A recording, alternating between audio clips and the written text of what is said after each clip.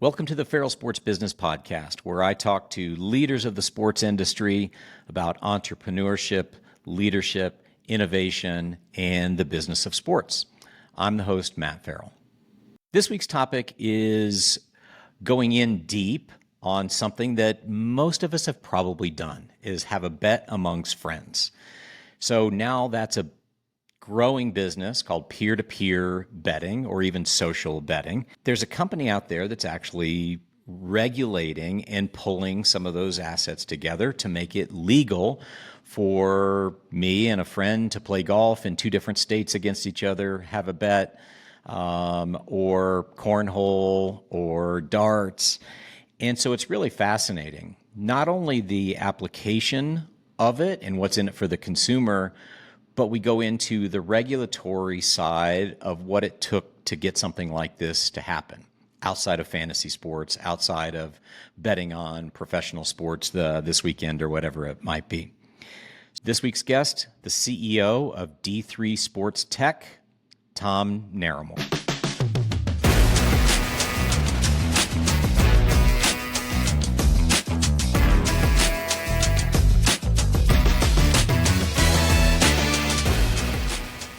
Tom, welcome to the podcast. Glad you could join.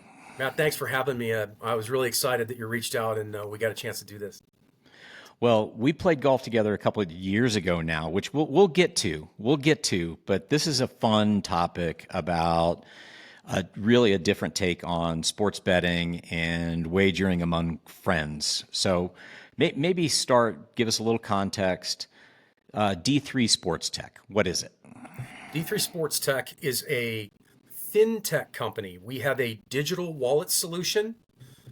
The short word picture I like to use is we're the Venmo for social wagering, peer-to-peer sports.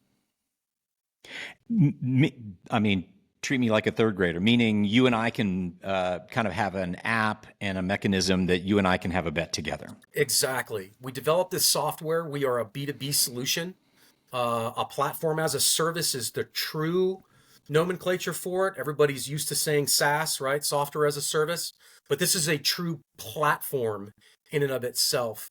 3 sets of APIs, a company like a simulator company, a broadcasting company, any sports or sports entertainment or professional sports company that has software that's offering a league, a contest, or a competition.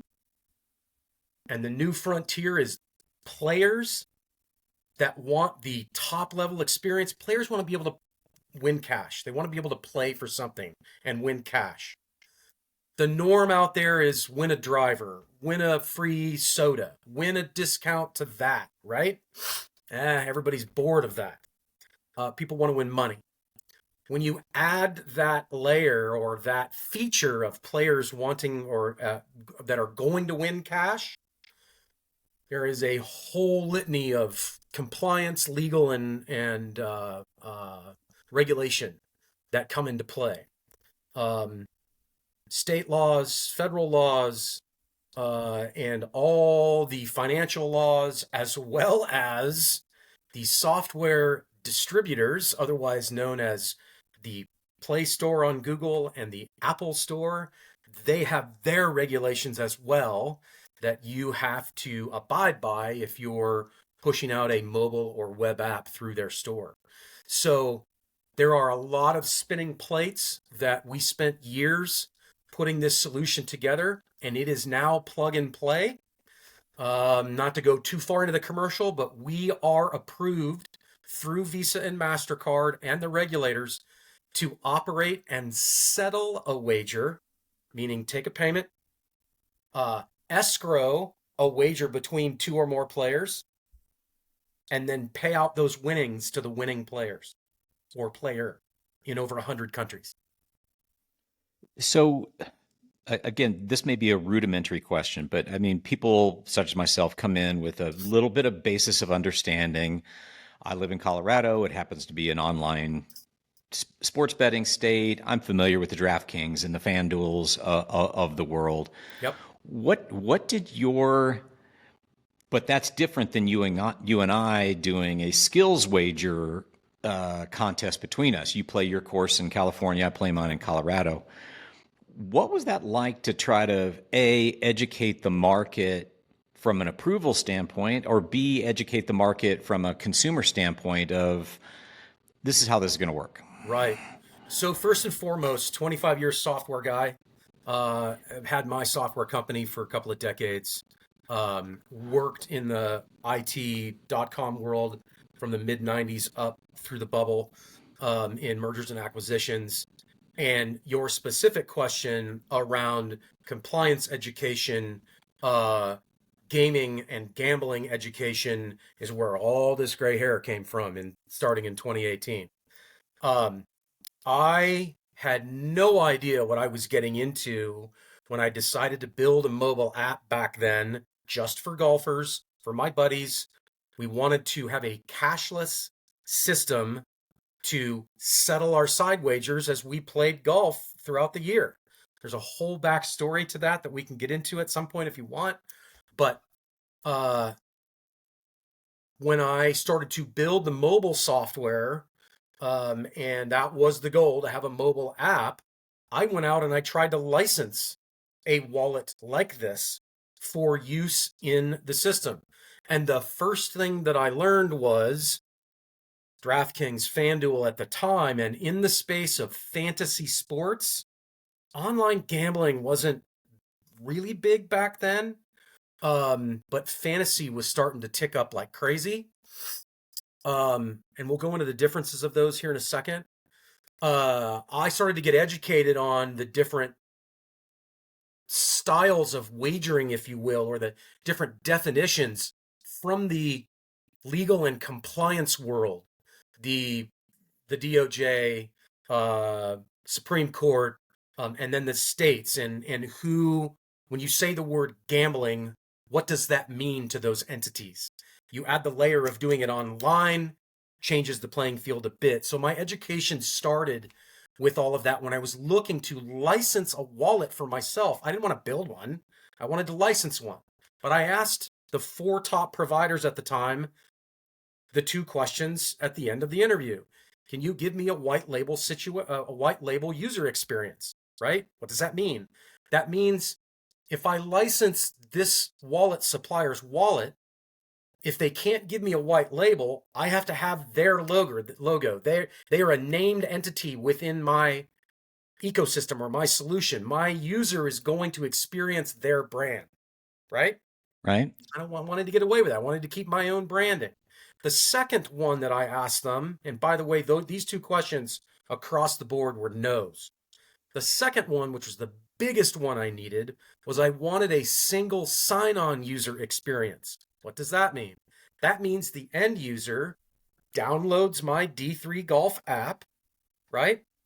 Creates a profile, can log in, now has access to the system and says, yeah, I want to throw $20 into my wallet so I can bet my golf buddies with my own money and have a cashless user experience, right? But single sign-on means when you hit the wallet button, if I would have licensed through one of these other 4, Skill, Skrills, some of the others, they would have had to create a profile. They would have been taken to their system, create another profile, which is all on top of the ID check that is very famous and notorious, I should say, within the market.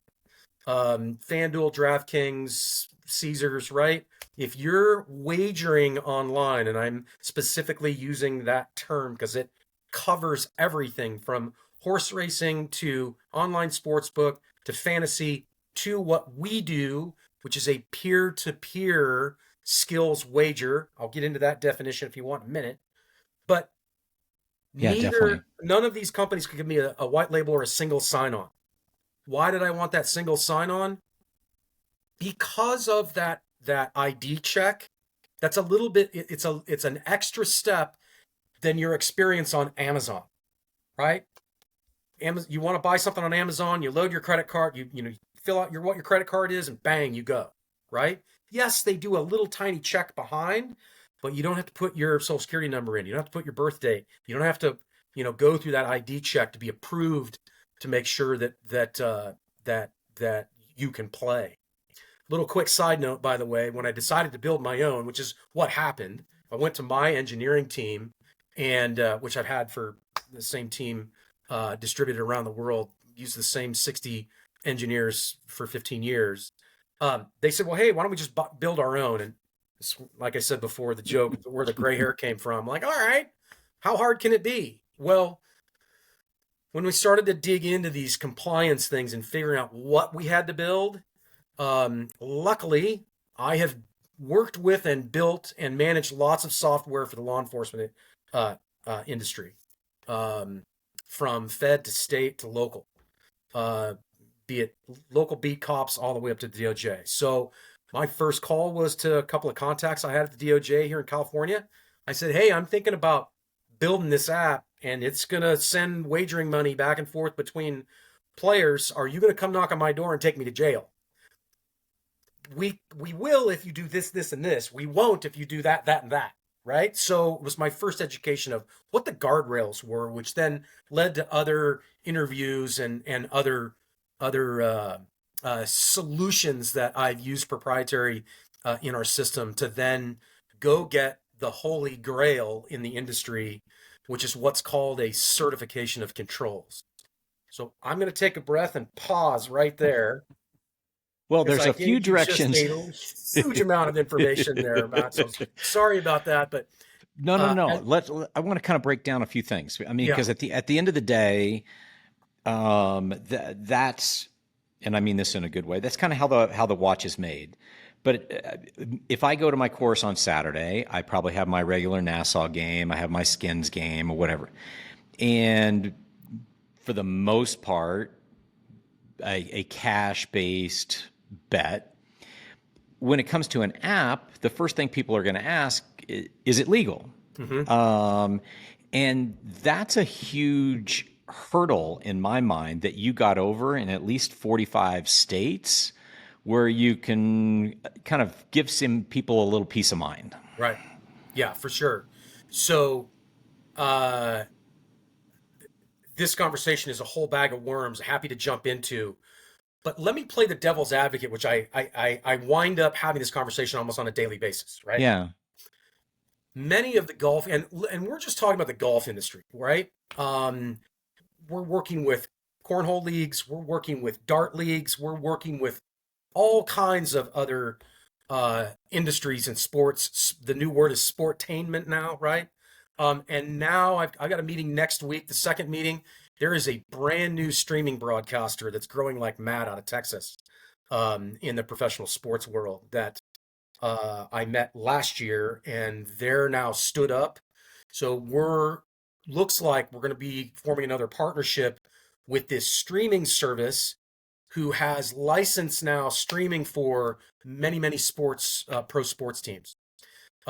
So I'm trying to let your listeners kind of get a word picture of who are our customers and where does this actually, where will this actually work? So anyway, opportunity that's coming at us. So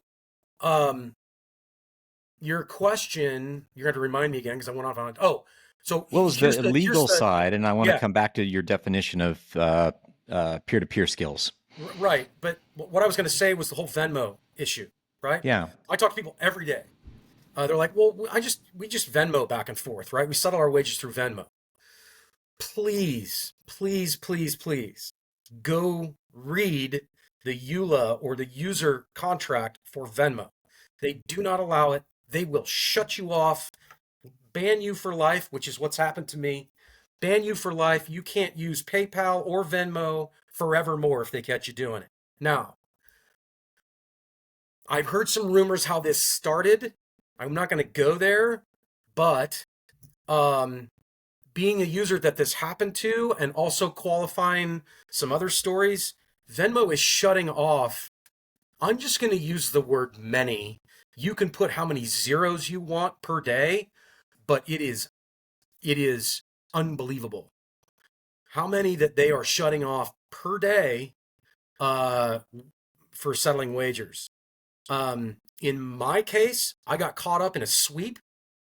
It wasn't any sort of transaction or anything, but at one point they were taking swaths of their customer base, and then you would go in through an appeals process that took 24 to 48 hours. And they're like, "What do you do for a living?" I said, "Well, I run D3 Golf and D3 Sports Tech." And they're like, "Gone." Like, "What are you talking about?" What?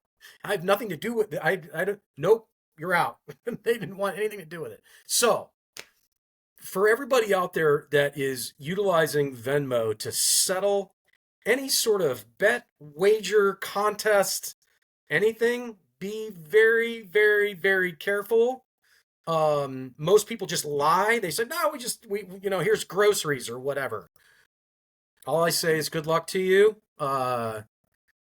There's lots of things on the back end of the software that can be done to find you. Anyway, the feds, as well as Venmo doesn't want to be caught up in their banking relationships, getting caught settling a wager unknowingly as well, completely damaging to them. So there's the industry, right? So yeah, that's where all of this was born out of. And the U.S. is behind sort of the cashless living economy, if you will. It's getting there. But I mean, if you go abroad, overseas to Asia, Southeast Asia, Japan, it's non-existent. People use their devices for everything. Alipay, WeChat, all of it. It's all integrated. So anyway. So can you, I do want to go back to what you mentioned. Can you, because it's somewhat of maybe a consumer definition as well as a little bit of a legal definition of skills-based wagering. Yeah. As opposed to fantasy, as opposed to whether I think the Broncos are going to win by 7 this week or what. Right. So the easiest tier to walk down through is, let's start with what everybody knows is gambling, right? Let's start with a brick and mortar. You go to a legal casino in Vegas or Atlantic City or wherever, and you go into that brick and mortar building, and there are games of chance, right, that you play. You use your own money, but you are playing against the house. Okay? Well, you can now do that online. There are gambling operators that have gambling licenses, legal gambling licenses, to offer games of chance online, right? What is a game of chance? Oh my God, you tell me, right? That definition is for the regulators have several litmus tests and rolling dice, pulling a lever, playing cards. They have this test to say, no, that's a game of chance. No, that's a game of skill. Right. Okay. So here comes, so then sports betting was born out of that, right? A bookie is making odds, and you're betting on sports and betting on players and prop bets and all of this stuff that's in that legal gambling realm. And then some fantasy operators came about back in the day, and you started to build your teams, and then your fantasy team was playing against other fantasy teams, and they started doing that for money, right? And so regulators came in. There was a bunch of lobbying that happened back in the day, and the gavel dropped that fantasy sports was a legal skills game, even though the player in certain instances is playing against the house. We could spend 2 days talking about how all that works, but let's just leave it there. Fantasy sports has some attributes to it that group it all together that make it a skills game. At least the legal definition is out there for that, right? It's also location based. Online fantasy isn't available everywhere. There are some that'll say that it's 33 states. There's some that'll say it's, this many states. There's difference of opinion there. But anyway, the interesting thing about fantasy is You're betting on somebody else, what's known as a third-party bet, right? What then peer-to-peer came out. Peer-to-peer is what happens on the golf course. I take my money, you take your money, and we bet on ourselves. I'm going to bet that I'm going to have a lower score than you. I'm going to bet that my golf ball, by me physically hitting it, is going to be closer to the pin than you, right? We use our own money to do that. And the laws state, as long as the software operator that's keeping track and doing the scoring and all of that isn't taking a cut or what's called a rake, right? You are legal to supply those scoring systems online. If you want to get into the FinTech side of it, you are allowed to, but you can only charge an operator fee to the winner of up to 15%. So those are some of the legal ceilings, right? But let's quickly go back. Horse racing, online gambling, its own animal, right? No pun intended. Fantasy sports, still a third-party bet. You're betting on someone else or a team or some group of people, right? Peer-to-peer is largely based on betting on yourself and your outcome, right? And then there are some flavors of that as well. So, well, some of the marketing positioning, like I've just seen in some of your materials, you use the phrase, "This ain't no fantasy, you're in the game," which plays right to that of like I'm controlling my own destiny in this bet. And I'm not sure if I mentioned this or not, but I lost my bet to you, which I'm clearly over that. But but I think that's definitely unique. You go. But let me ask you that. So, and I'm sure this is probably a potential deep dive as well. But with golf, a game traditionally known for honesty and honor, you still had to build in some technology that. Well, let me take a quick step back. I have my handicap. I can place a bet with you. I can play my course on Saturday in Colorado. You can play yours in the Sacramento area and settle that bet. But there's still some honor system to that, I wrote down a 4 and instead of my 5. But what did you kind of have to build in and account for within golf to make it still work? Yeah. So now we're going to the roots of where D3 Sports Tech was born out of. Yeah. So as I mentioned in the beginning, I got into this business building an app for my buddies to settle wagers on a golf course, and we built a mobile app that is still out there. It's still live, and it's called D3 Golf. D3 Golf, the mobile app, is not the focus of D3 Sports Tech.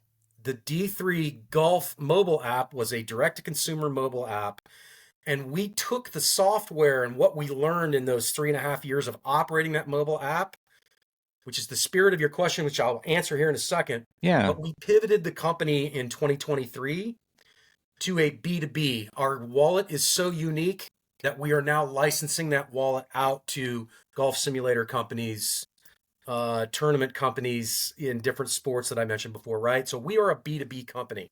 The spirit of your question, though, is some of the lessons learned and what we did in the industry with our app in the development of what we termed remote play.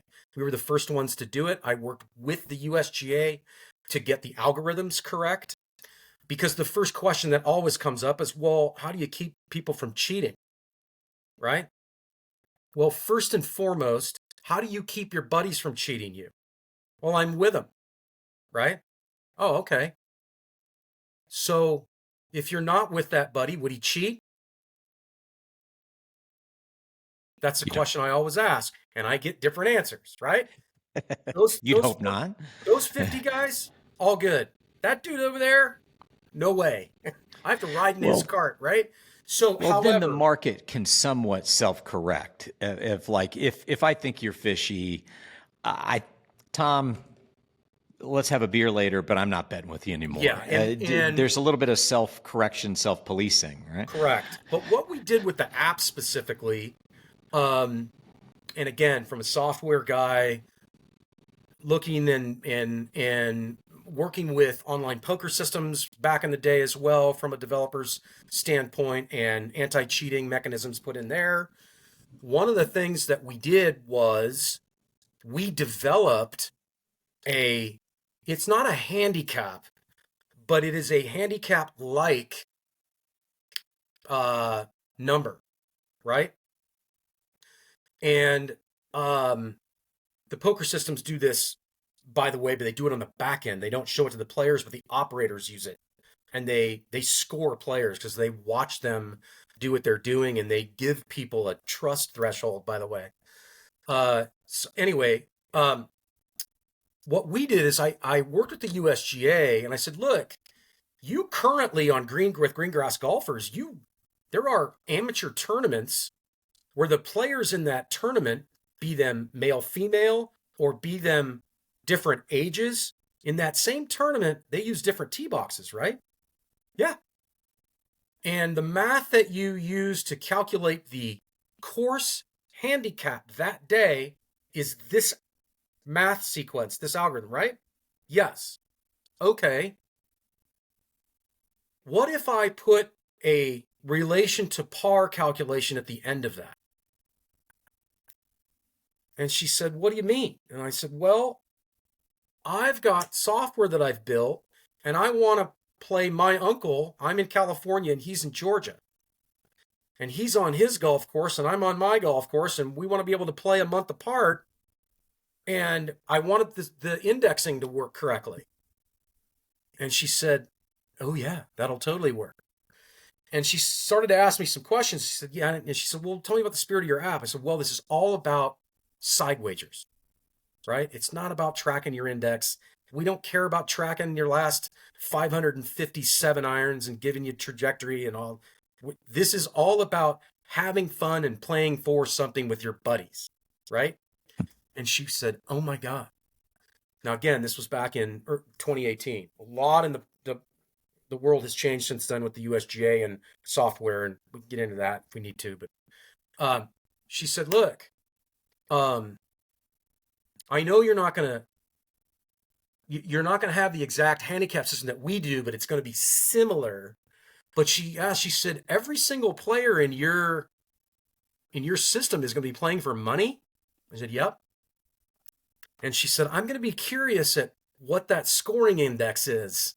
Not the handicap, but what that software. She goes, I'm very interested in that, because if all of your players have money on the line, there's no way to sandbag. Because cheaters cheat the USGA by raising their score. Cheaters cheat our system by lowering the score. And if you did that, we're tracking every round. So your player profile would actually go down. So you're cheating against yourself. And so that was the barrier that we put in. Interestingly enough, one more thing on remote play. Still to this day, I believe we are the only app that does it. Loop Golf, Leaderboard, the Grint, 18 Birdies, all of those. I mean, there's a ton of other ones. I don't believe they have remote play. You have to be on the same course. I could be wrong about that, but I believe we're the only ones that did it. Certainly, we're the only ones that did it for money, and still that app works. So if people want to use it, they certainly can. It's free to use. Go for it.